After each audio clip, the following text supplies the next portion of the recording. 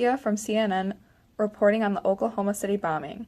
On April 19, 1995, anti-government militant Timothy McVeigh detonated a truck packed with explosives outside the Alfred P. Murat Federal Building in Oklahoma City, Oklahoma. The explosion blew off the entire 9-story building's entire north wall. The blast left 168 dead, 650 injured, and at least 300 other buildings in the vicinity damaged or destroyed. McVeigh was arrested an hour later for traffic violations and unlawfully carrying a handgun, and 2 days later was suspected with the bombing from an eyewitness. McVeigh was executed in 2001, and his co-conspirator, Terry Nichols, was sentenced to life in prison.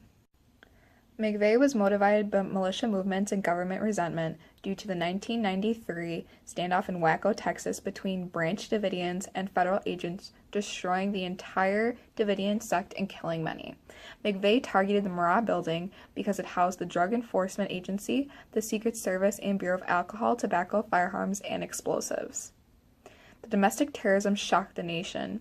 It brought to light the violent groups who were heavily armed and suspicious of the government. In 1996, U.S. passed the Anti-Terrorism and Effective Death Penalty Act of 1996, which tightened the standards of habeas corpus in the United States. A progressive legislation was also passed for all U.S. history classrooms to educate students about the Oklahoma City bombing. States passed term limits, and the Supreme Court rules that they did not apply to federal office holders as well. To find out more, you can visit the Oklahoma City National Memorial and Museum, which was built to show the public the effects of violence. Next is more with the Clinton impeachment. Ainer? Thanks, Licia. This is Ainer Namek speaking for CNN News, and today we will be recapping the impeachment of Clinton and with his alleged affair with Ms. Monica Lewinsky that occurred in 1998. Now let's first talk about Ms. Monica Lewinsky and her role in the White House. In July 1995, Ms. Monica Lewinsky joined the White House as an unpaid intern, where her job often demanded numerous visits and encounters with the President Bill Clinton, as well as with legislative affairs. Now, what was later revealed by FBI investigations found that her visits with the President increased over time.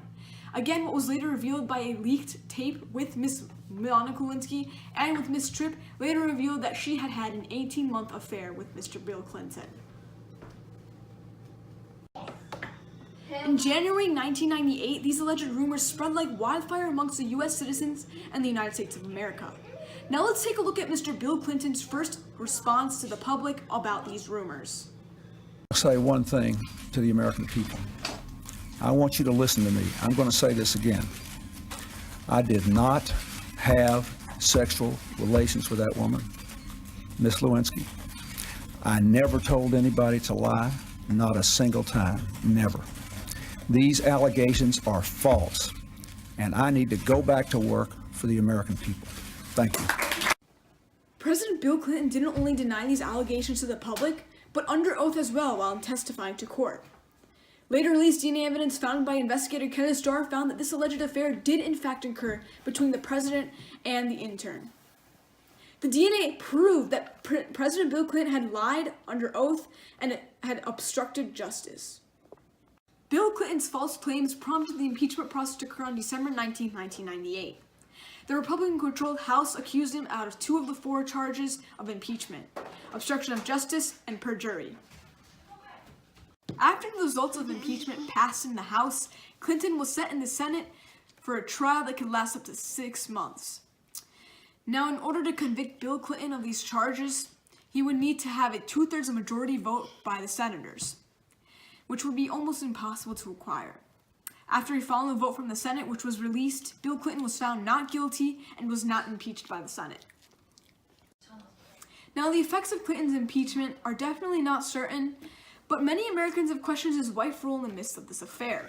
This affair will definitely affect the way Americans view Hillary Clinton, considering her decision to still stay with her husband.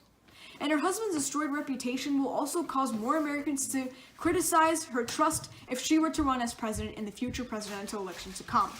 This is Ainer Namek speaking for CNN News, and we will be back after a short commercial break. Thank you for calling Metro Cablevision. All our representatives are serving other customers.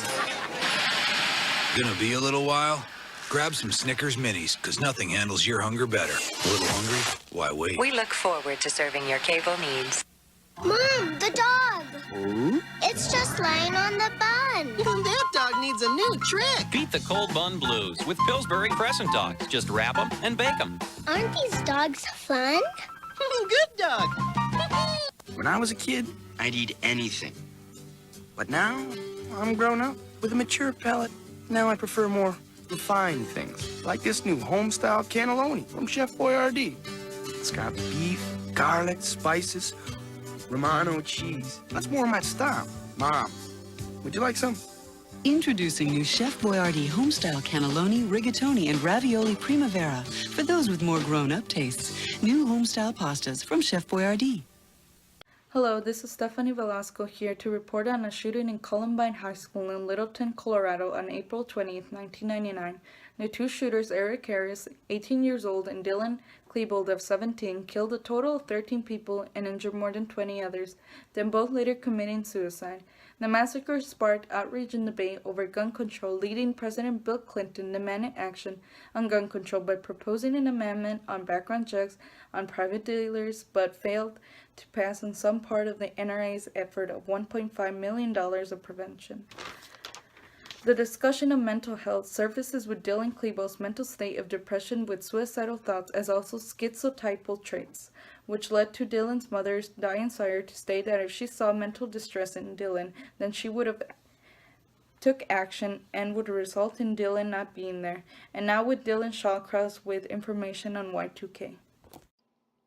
Thanks, Stephanie. Now, in other news, a new internet phenomenon has been going across the globe, across America, and over the concern that the entire internet will shut down in one fell swoop. We have a new development called the Y2K bug, in which, well, simply the calendar turning from 1999 to 2000 is enough to crash the entire internet system single-handedly. It is unclear whether or not there's any merit behind these rumors, but I guess we'll just have to stay tuned and find out whether or not that development will actually come true.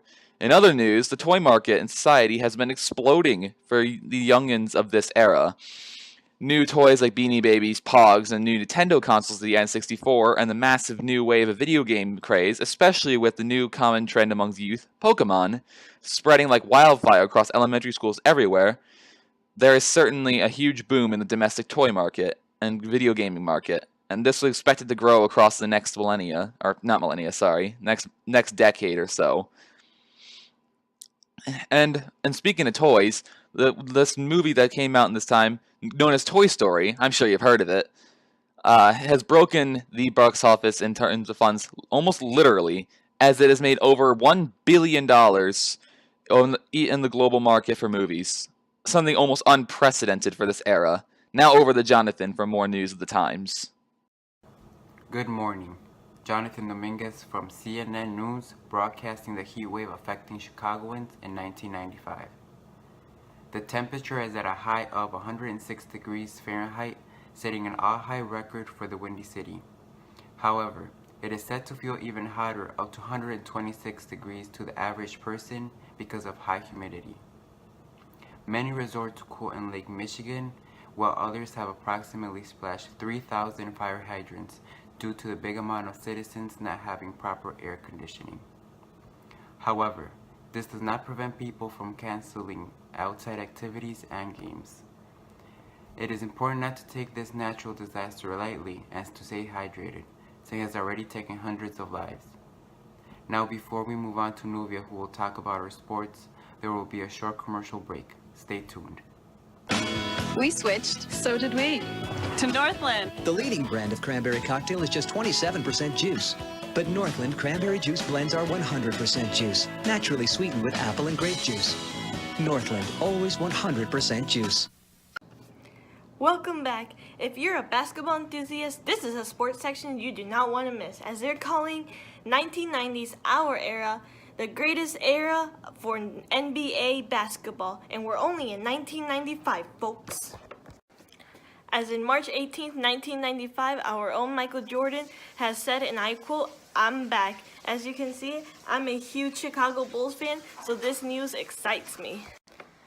They're already calling Michael Jordan the most creative, electric, and popular athlete of our time, but That's not surprising considering he has a record-tying 7 straight scoring titles, 3 MVP awards, 7 first-team All-NBA selections, and not to mention 6 All-Defensive Team awards.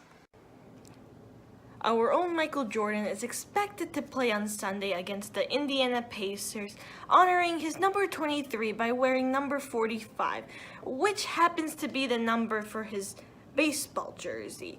Now, according to the Chicago Bulls owner, he is expected to play for about 3 to 4 more years, so we can enjoy our very own Michael Jordan.